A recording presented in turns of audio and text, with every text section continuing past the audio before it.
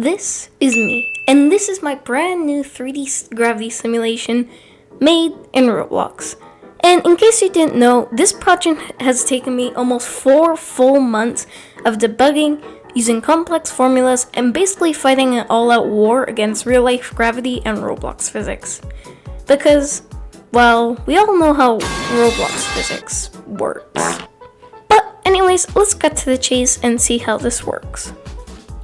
First of all, how did I cram this entire massive solar system with huge masses and constantly updating physics into this small little Roblox game?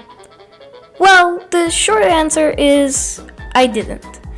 This is not a full to scale solar system, and if it were, the distance between the Sun and Neptune would be way too far away for Roblox's rendering.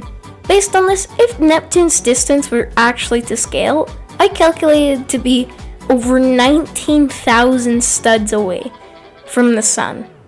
That's just the radius of the orbit. If you were to calculate the diameter, it would be 38,664.8 studs away.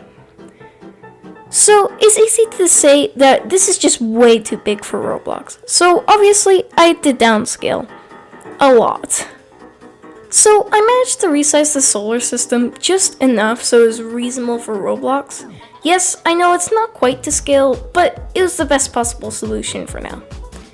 But by now, you're probably asking, how does the gravity work? Well, my simulation simulates gravity using a line force.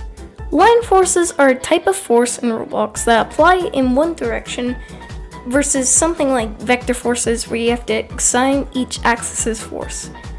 Using Newton's law of universal gravity, we can set the force using the formula where F represents the force, M1 represents the mass of the Sun, and M2 as the mass of the other orbiting object, divided by the distance squared, or R2. This gives us gravity. Though you may be saying, well, this seems pretty easy, and for the most part, you're correct. But the issue that comes next is the initial velocity, or basically the orbiting speed. This force basically pushes the object around the Sun, so it doesn't just fling into the Sun. This is the part that took almost 4 months. The formula to calculate this is G times M divided by R, where V is the calculated initial force, G is the gravitational constant, which according to Wikipedia is an empirical physical constant that gives us the strength of the gravitational field induced by a mass, times M, or the mass of the Sun or the central body, divided by R, or the distance of the orbit. Using Roblox's assembly linear velocity, we can set the tangent direction times the orbital speed, or the formula that we just looked at. But another problem I had to fix is the lighting. You may not initially think this is a big problem until later in the game when I'm about to release it and the lighting is just completely wrong and all the planets are just sitting in darkness. You may initially think that point lights could work until you notice that they can only go up to 120, which given Neptune is over 2,000 studs away even after I've rescaled the solar system, it's just not gonna work.